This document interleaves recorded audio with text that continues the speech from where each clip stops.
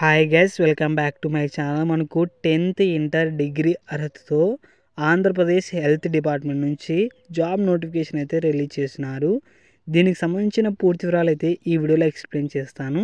అలాగే application process కూడా ఎలా చేసుకోవాలనేది ఈ వీడియోలో పూర్తి ఇన్ఫర్మేషన్ ఇస్తాను. స్కిప్ చేయకుండా అయితే చూడండి. కొత్త వాళ్ళు ఎవరైనా వచ్చింటే లైక్ చేయండి, సబ్స్క్రైబ్ చేయండి గైస్. ఇక మనం వీడియోలోకి వెళ్ళినట్టయితే మనకు స్టార్టింగ్ డేట్, ఎండింగ్ డేట్ చూసుకున్నట్లయితే మార్చి 10వ తేదీ నుంచి మార్చి 22వ తేదీ వరకు అయితే మీరు అప్లికేషన్స్ అయితే పెట్టుకోవచ్చు అనమాట. ఇక్కడ జాబ్ వేకెన్సీస్ చూసుకున్నట్లయితే మనకు బయోమెడికల్ ఇంజనీరింగ్ చూసుకున్నట్లయితే మనకు ఒక పోస్ట్ అయితే భర్తీ చేస్తున్నారు. దీనికి శాలరీ చూసుకున్నట్లయితే 54,000 అయితే పే చేస్తారన్నమాట. ఇది కూడా మోడ్ ఆఫ్ రిక్రూట్మెంట్ చూసుకున్నట్లయితే కాంట్రాక్ట్ పద్ధతిలో మనకు రిక్రూట్మెంట్ అయితే చేస్తున్నారు.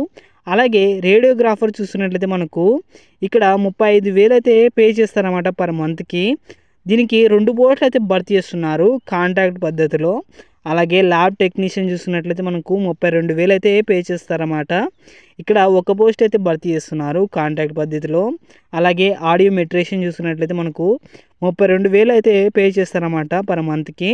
ఇక్కడ మీరు వేకెన్సీస్ చూసుకున్నట్లయితే 3 పోస్టులు అయితే వేకెన్సీస్ అయితే ఉన్నాయన్నమాట. ఇది కూడా కాంట్రాక్ట్ పద్ధతిలో మనకు రిక్రూట్మెంట్ అయితే చేస్తున్నారు. అలాగే కౌన్సిలర్ చూసుకున్నట్లయితే 21,000 అయితే పే చేస్తారన్నమాట పర్ మంత్కి. ఒక పోస్ట్ అయితే భర్తీ చేస్తున్నారు అవుట్సోర్సింగ్ పద్ధతిలో. అలాగే ప్లంబర్ చూసుకున్నట్లయితే 15,000 అయితే పర్ మంత్కి పే చేస్తారన్నమాట. ఇక్కడ వేకెన్సీస్ చూసుకున్నట్లయితే 2 పోస్టులు అయితే వేకెన్సీస్ అయితే ఉన్నాయన్నమాట. ఇది కూడా అవుట్సోర్సింగ్ పద్ధతిలో మనకు రిక్రూట్మెంట్ అయితే చేస్తున్నారు. ఓటీ అసిస్టెంట్ చూసుకున్నట్లయితే మనకు 15,000 అయితే పే చేస్తారన్నమాట. ఇక్కడ కూడా 3 పోస్టులు అయితే భర్తీ చేస్తున్నారు. ఇక్కడ చూసుకున్నట్లయితే అవుట్సోర్సింగ్ పద్ధతిలో. అలాగే మెడికల్ రికార్డ్ అసిస్టెంట్ చూసుకున్నట్లయితే మనకు పర్ మంత్కి 15,000 అయితే పే చేస్తారు. ఇక్కడ 2 పోస్టులు అయితే భర్తీ చేస్తున్నారన్నమాట. అలాగే అవుట్సోర్సింగ్ పద్ధతిలో. అలాగే ఎంఎన్ఓ, ఎఫ్ఎన్ఓ పోస్టులు చూసుకున్నట్లయితే మనకు పర్ మంత్కి శాలరీ 15,000 అయితే పే చేస్తారు. దీనికి 16 వేకెన్సీస్ అయితే ఉన్నాయన్నమాట. ఇక్కడ మీరు చూస్తున్నట్లయితే మనకు అవుట్సోర్సింగ్ పద్ధతిలో అయితే మనకు రిక్రూట్మెంట్ అయితే చేస్తున్నారు. అలాగే ఆఫీస్ సబార్డినేట్ చూస్తున్నట్లయితే మనకు 15,000 పర్ మంత్కి అయితే పే చేస్తారు. ఇక్కడ 2 పోస్టులు అయితే భర్తీ చేస్తున్నారు. అలాగే అవుట్సోర్సింగ్ పద్ధతిలో. ఇక్కడ కింద మీరు చూస్తున్నట్లయితే మనకు ఎడ్యుకేషనల్ క్వాలిఫికేషన్స్కి పోస్టులు అనుసంధానంగా అయితే ఉన్నాయన్నమాట. బయోమెడికల్ ఇంజనీరింగ్ చూస్తున్నట్లయితే మనకు మస్ట్ హ్యావ్ బీటెక్ అయితే పాస్ అయి ఉండాలి. అలాగే బయోమెడికల్ ఇంజనీరింగ్ అయితే డిగ్రీ అయితే కంప్లీట్ చేసి ఉండాలన్నమాట.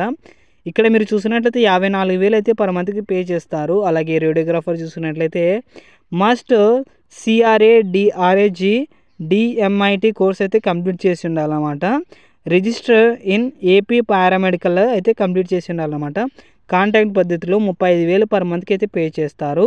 అలాగే ల్యాబ్ టెక్నీషియన్ చూసినట్లయితే మనకు డిఎంఎల్టీ అయితే కంప్లీట్ చేసి ఉండాలి కోర్సు. లేదంటే బీఎస్సీ ఎంఎల్టీ కంప్లీట్ చేసిన వాళ్ళు కూడా ఈ జాబ్కి అయితే అప్లికేషన్స్ అయితే పెట్టుకోవచ్చు.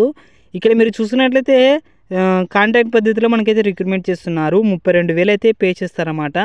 అలాగే ఆడియో మెట్రీషియన్ చూసినట్లయితే మనకు ఇంటర్మీడియట్ క్వాలిఫికేషన్ అయితే కంప్లీట్ చేసి ఉండాలి. బీఎస్సీ ఆడియాలజీ కోర్స్ అయితే కంప్లీట్ చేసి ఉండాలన్నమాట. కాంట్రాక్ట్ పద్ధతిలో మనకు రిక్రూట్మెంట్ అయితే చేస్తున్నారు. పర్ మంత్కి శాలరీ 32,000 అయితే పే చేస్తారన్నమాట. కౌన్సిలర్ చూసినట్లయితే మనకు బీఏ అయితే పాస్ అయి ఉండాలి. ఇది అవుట్సోర్సింగ్ పద్ధతిలో మనకైతే రిక్రూట్మెంట్ చేస్తున్నారు. 21,000 అయితే పర్ మంత్కి పే చేస్తారన్నమాట. అలాగే ప్లంబర్ చూసినట్లయితే మనకు ఎస్సీ అయితే అంటే 10th క్లాస్ అయితే పాస్ అయి ఉండాలి. అలాగే ఐటీఐ ఫిట్టర్ ట్రేడ్ అయితే కంప్లీట్ చేసిన వాళ్ళు కూడా, లేదంటే ఐటీఐ ప్లంబింగ్ ట్రేడ్ కంప్లీట్ చేసిన వాళ్ళు కూడా ఈ జాబ్కి అయితే అప్లికేషన్స్ అయితే పెట్టుకోవచ్చు అవుట్సోర్సింగ్ పద్ధతిలో. అలాగే ఇక్కడ మీరు చూసినట్లయితే మనకు 15,000 అయితే పే చేస్తారన్నమాట పర్ మంత్కి. అలాగే థియేటర్ అసిస్టెంట్ చూసినట్లయితే 10th క్లాస్ అయితే పాస్ అయి ఉండాలి. ఇక్కడ మీరు 5 years ఎక్స్పీరియన్స్ అయితే ఉండాలన్నమాట ఆపరేషన్ థియేటర్ పైన. అలాగే అవుట్సోర్సింగ్ పద్ధతిలో మనకైతే రిక్రూట్మెంట్ అయితే చేస్తున్నారు.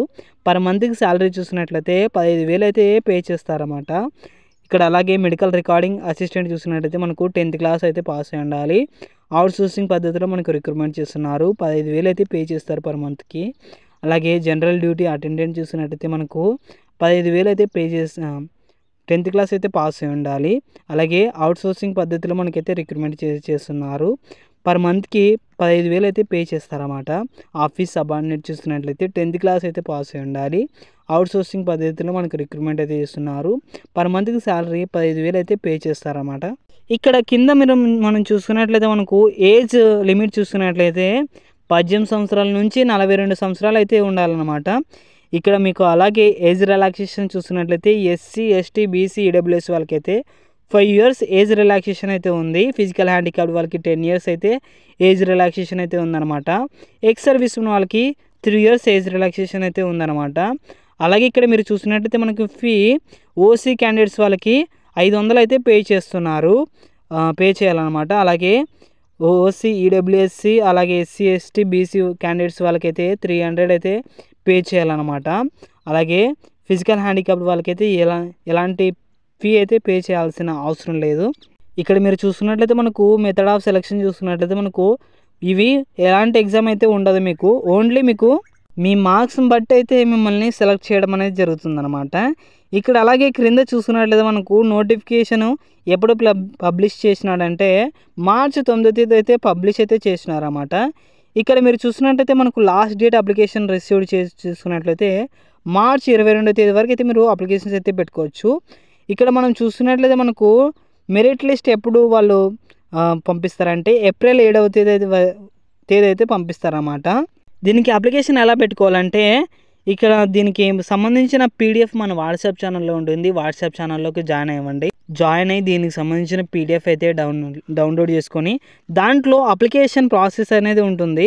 ఆ అప్లికేషన్ మీరు అంతా డౌన్లోడ్ చేసుకొని కింద పేపర్స్ అన్నీ తీసుకొని మీ ఫాదర్ నేమ్, అలాగే మీ జెండర్ ఏమి, తర్వాత మీరు ఏ పోస్ట్కి అప్లై చేస్తున్నారు, మీ క్వాలిఫికేషన్ ఏమి, దీనికి సంబంధించిన అన్ని అడ్రస్ అయితే మీరు ఆ పేపర్స్లో రాయాల్సి ఉంటుంది.